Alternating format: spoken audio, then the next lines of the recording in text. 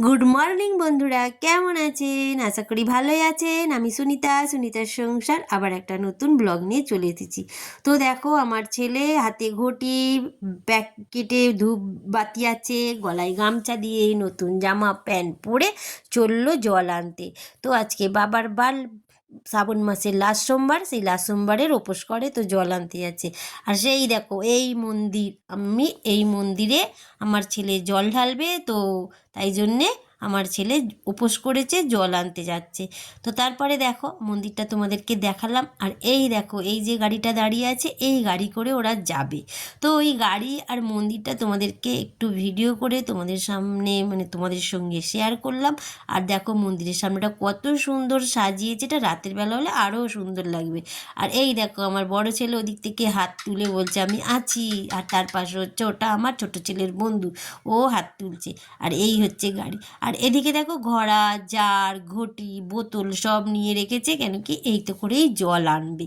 তো এই দেখো এখনও সবাই দাঁড়িয়ে আছে, গাড়িটা ছাড়েনি, কেন কি এখনও কিছু লোক এসে পৌঁছায়নি। আর সেই ফাঁকে বৃষ্টিও এসে গেছে। আর এই দেখো কিছু লোক সকাল মানে ভোরবেলা বেরিয়ে গিয়েছিল, এখন হেঁটে হেঁটে জল নিয়ে আসছে।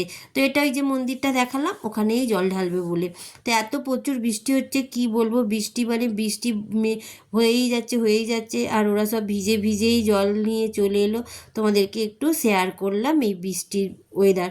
তারপরে দেখো ওরা জল ঢেলে চলেও এলো, তখনও বৃষ্টিই হচ্ছে। তারপরে আমি চলে এলাম বৃষ্টি পরের থেকে, যাদের বাড়ি দাঁড়িয়েছিলাম তাদের বাড়ির ছাতা নিয়ে এসে দেখো আমার ছোট ছেলে মুড়ি খাচ্ছে। সেই মুড়িটা একটু তোমাদেরকে দেখালাম, কেন কি ও থাকতে পারবে না, ও অফিস চলে যাচ্ছে। কেন কি ও বাড়ি থাকে না, সপ্তাহে একদিন বাড়ি আসে। তো রবিবার রাত্রিরে এসেছিলো, এই সোমবার সকালে চলে যাচ্ছে। বৃষ্টি মাথায় করে, ছাতা মাথায় দিয়ে দেখো প্যান্ট গুটিয়ে জলের মাঝখান দিয়ে বৃষ্টি হয়েই যাচ্ছে, সেই নিয়ে আছে। আর সেই ফাঁকে আমি দেখলাম যে আবার কিছু লোক জল ঢেলে বাড়ি যাচ্ছে। তো এরা কখন এসেছে দেখিনি, এরাও দেখছি জল ঢালা হয়ে গেছে, বাড়ি যাচ্ছে। তো তোমাদেরকে সেই সিনটা একটু দেখালাম।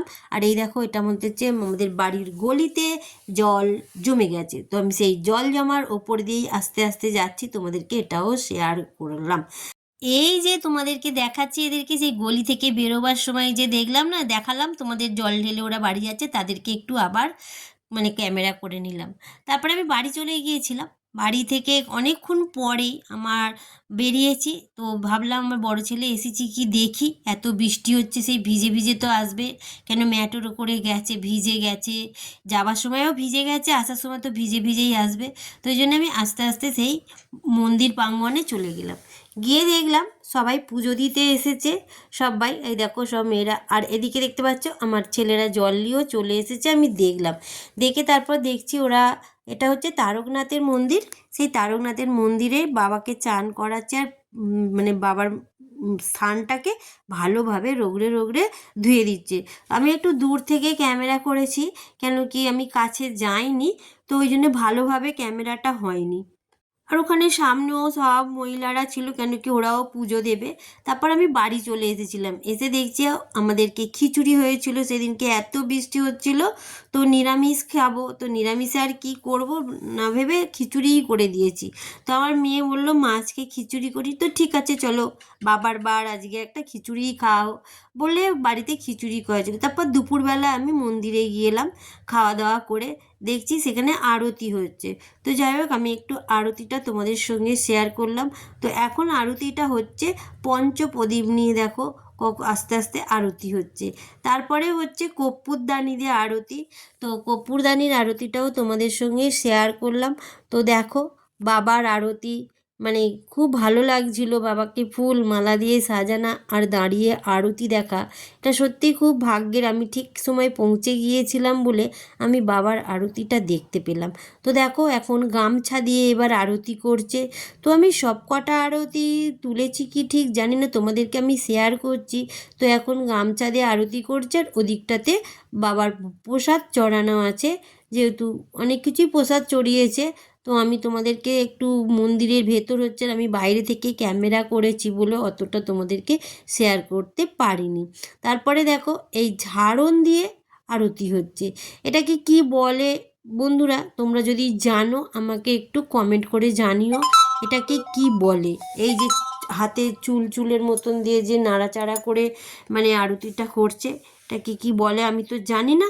তো তোমরা যদি জেনে থাকো আমায় একটু প্লিজ কমেন্ট করে বলো।